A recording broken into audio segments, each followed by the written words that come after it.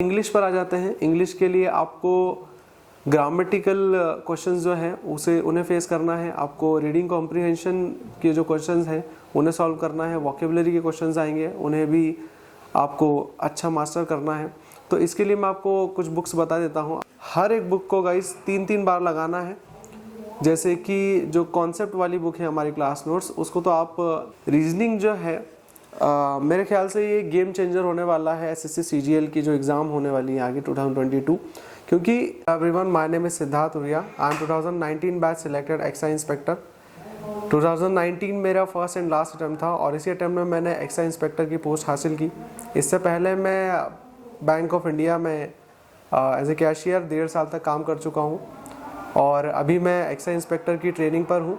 आज मैं आपके साथ अपनी स्ट्रैटेजी शेयर करूंगा कि कैसे मैंने फर्स्ट अटेम्प्ट में एग्ज़ाम क्लियर किया और अपने लिए एक होम स्टेट में एक्साइज इंस्पेक्टर की पोस्ट को हासिल किया।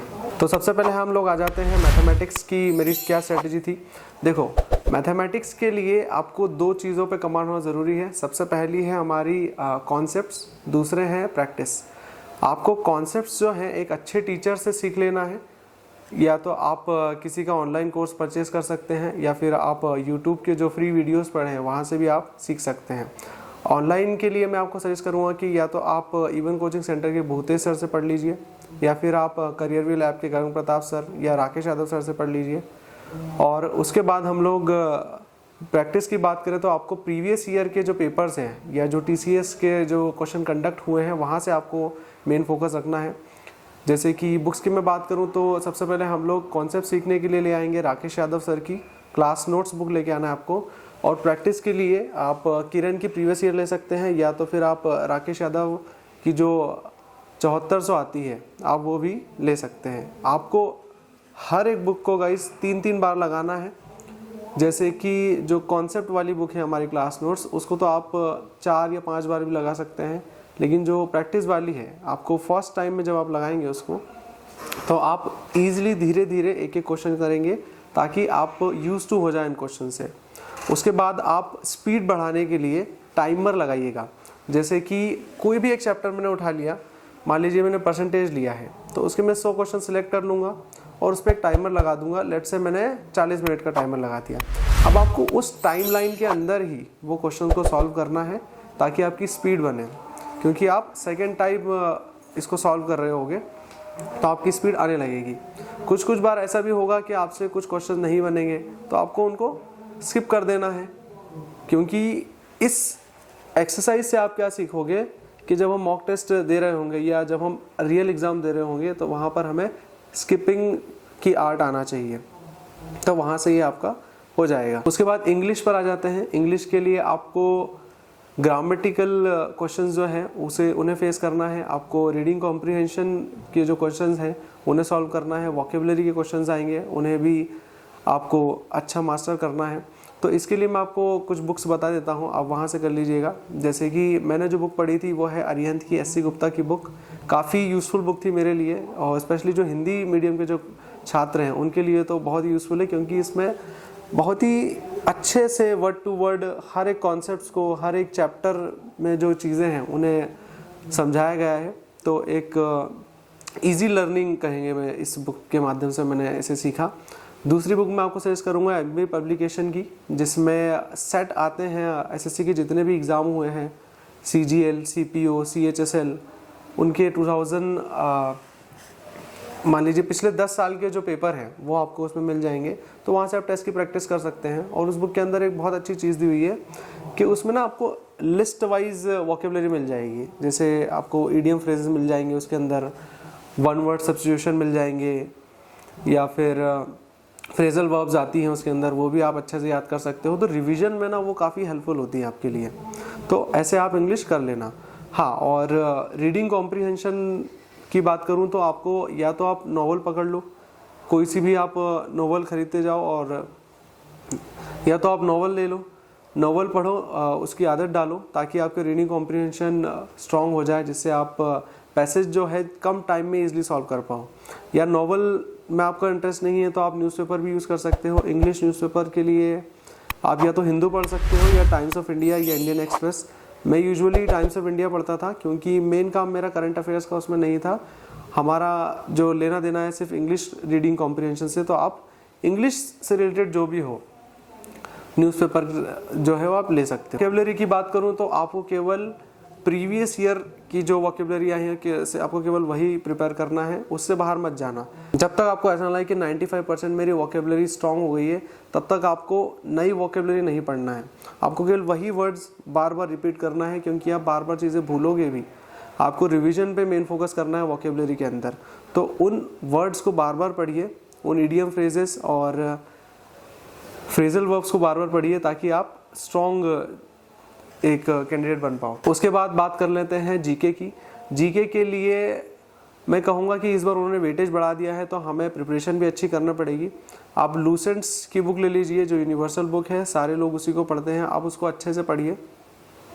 उसमें आप क्या करना कि जो भी आप चैप्टर पढ़ रहे हो, लेट्स से आपने हिस्ट्री पढ़ा, उसके बाद आप जो प्रीवियस ईयर के क्वेश्चन एसएससी में पूछे गए हैं, जैसे कि एसएससी की एक बुक आती है किरण प्रीवियस ईयर के, जो उसमें पेपर लगे हुए हैं जीके के, जितने भी क्वेश्चन आए वो आपको चैप्टर वाइज मिल जाएंगे। तो आपने हिस्ट्री वहाँ से पढ़ लिया लूसेंट का, फिर उसी के बाद आप हिस्ट्री के क्वेश्चन लगा लेना। इससे क्या होगा कि आपकी जो है रिवीजन भी हो जाएगा और आपको ये भी पता लग जाए कि एग्जाम में किस लेवल के क्वेश्चन आते हैं। और मेंस में भी इस बार 25 क्वेश्चन आने हैं जीके के, तो हमको जीके को जो है थोड़ी इंपॉर्टेंस देना पड़ेगी गाइस। उसके बाद में बात करूँ करंट अफेयर्स की, तो करंट अफेयर्स जो है आप या तो स्पीडी की जो ईयरली बुक आती है वो ले सकते हो, या फिर जैसे मैंने किया था, मैंने अड्डा 24/7 की जो मंथली मैगजीन है, आप वहाँ से चीज़ें कवर कर सकते हो।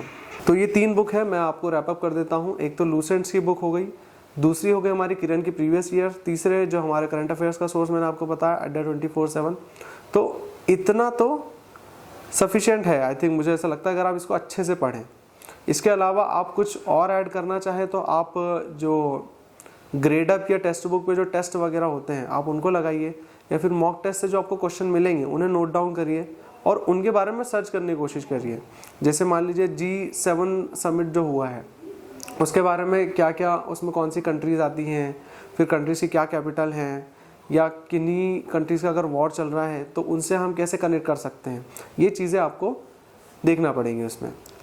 नेक्स्ट मैं आपको बताऊँगा रीजनिंग जो है मेरे ख्याल से ये गेम चेंजर होने वाला है एसएससी सीजीएल की जो एग्ज़ाम होने वाली है आगे 2022, क्योंकि इस बार मेंस के अंदर भी रीजनिंग के 30 क्वेश्चन आए हैं। अब रीजनिंग और मैथ्स जो है एकदम सेम लेवल पे आ गए हैं, मतलब उनका वेटेज एकदम सेम हो गया है। तो अगर आप मैथ्स के किसी क्वेश्चन में 2 मिनट लगाते थे, तो हो सकता है कि रीजनिंग में जो वही क्वेश्चन 1 मिनट में हो जाए, क्योंकि रीजनिंग की जो टफनेस है वो यूजुअली कम होती है एज़ कम्पेयर टू मैथमेटिक्स। तो मैं आपको सजेस्ट करूंगा कि रीजनिंग को आप कैजुअली ना लें। जो टीसीएस के जो प्रीवियस के जो पेपर हुए हैं, आप वहाँ से रीजनिंग के क्वेश्चन कर सकते हैं, उन्हें अच्छे से प्रैक्टिस कीजिए।